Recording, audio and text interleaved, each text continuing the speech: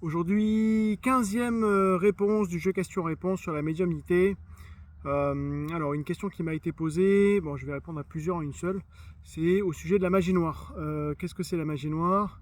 D'où ça vient et quelles sont les conséquences qu'il peut y avoir sur la magie noire par rapport à nous, par exemple, notre vie ou la vie des personnes qui nous sont chères.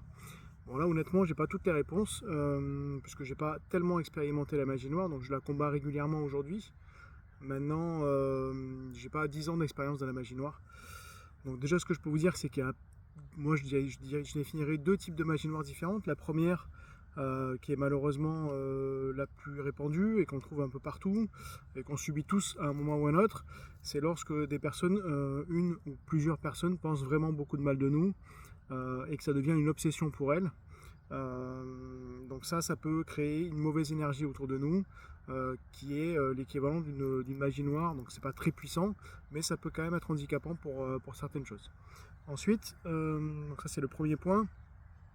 Le deuxième c'est la magie noire qui est un peu plus complexe elle marche avec les forces occultes et donc des pactes. Donc ça peut être des pactes, ça peut être des grilleries, des choses comme ça, par exemple, qui ont été ensorcelées, si on peut dire comme ça, par des marabouts, des sorciers, des sorcières, je sais pas, vous pouvez appeler ça comme vous voulez.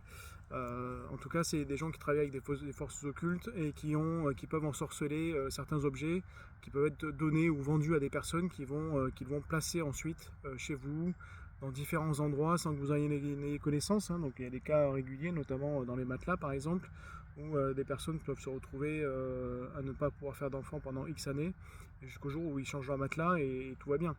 Voilà. Après, le problème c'est qu'il y a une deuxième problématique à ça, c'est quand il y a des objets chez vous.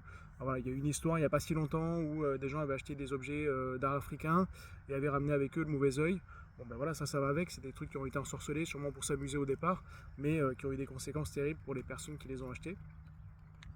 Après, ça peut être beaucoup plus grave que ça. Ça pourrait être carrément des personnes qui ont fait des pactes de sang, donc des pactes de sang dans la famille. Donc moi je l'ai vu, hein, donc je vais pas vous raconter parce que vraiment c'est pas chouette. Mais en tout cas, des pactes de sang ça existe. Pacte de sang avec des sorciers en échange de services ou en échange de quelque chose ou pour mettre le mauvais oeil sur une seule personne de la famille pour que les autres personnes puissent être libérées de tout maléfice ou libérées de tout. C'est-à-dire qu'en gros, il y a une personne dans la famille qui charge pour tout le monde. Ce qui n'est pas super. En tout cas, moi ce que je peux vous dire par rapport à ça, c'est ça déjà. Donc oui, après ça s'enlève. Alors ça s'enlève. Alors je sais pas si tout le monde a les capacités de le faire, mais en tout cas moi je le fais régulièrement. Pour moi c'est pas très compliqué d'enlever la magie noire, quelle que soit sa puissance. Moi je vais vous dire comment je fais, c'est simple, je vais voir directement. Alors soit si c'est des personnes qui ont mis juste une intention, il faut juste nettoyer ça. Si c'est plus grave, que c'est des sorciers qui auront lancé des sorts ou des choses comme ça, il faut aller désactiver le sort qui a été jeté et nettoyer la pièce dans laquelle ça a été posé ou nettoyer la maison dans laquelle ça a été posé. Ça se fait en deux actions. La troisième qui est importante et plus importante, c'est les pactes de sang, où là par contre il faut remonter à l'origine. Le pacte de sang, ça peut avoir plusieurs générations, donc remonter à l'origine du pacte de sang, l'origine du moment où ça a été créé. Et là, il faut effectivement aller à la source de ça pour convaincre le sorcier de l'âme du sorcier, en tout cas qui est plus là aujourd'hui, d'accepter de rompre ce pacte. Donc il y a plein de solutions pour ça. Voilà. Donc je l'ai déjà fait, ça fonctionne bien. Donc voilà, c'est pas une fatalité, c'est faisable. Quelles sont les conséquences pour les gens dans une vie d'avoir de la magie noire? Ça pourrait être la malchance par exemple, les gens qui ont vraiment pas de chance dans toute leur vie, ils comprennent pas, mais ça marche jamais, quoi qu'ils fassent ça marche jamais, donc il y a ça. Il y a des gens qui vont bien dans leur vie, donc ça je l'ai vu aussi il y a pas si longtemps, des gens qui vont très bien, et du jour au lendemain, il n'y a plus rien qui va. C'est-à-dire ils auront, je sais pas moi, 35 ans, tout leur a réussi dans la vie, femme, enfant, travail, et du jour au lendemain, sans qu'il y ait aucune explication, plus rien ne fonctionne.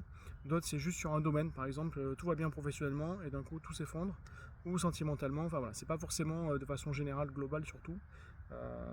Voilà, faut savoir que ça existe, oui, c'est pas une légende, ça existe vraiment. On sait qu'il y a des cultures qui sont plus destinées à ça. Maintenant, aujourd'hui en France, malheureusement, je dirais c'est arrivé, beaucoup de gens savent l'utiliser. Et comme peu de gens sont au courant de ça, peu de gens pensent à se protéger par rapport à ça. et pense à faire des nettoyages régulièrement. Donc voilà, mais en tout cas c'est pas une fatalité et ça se nettoie très bien. Voilà, je vous laisse avec ça. Si vous avez des questions complémentaires par rapport à ça ou des témoignages à apporter, ce sera avec plaisir. Merci beaucoup en tout cas encore une fois et dans 2 jours une nouvelle vidéo. À bientôt.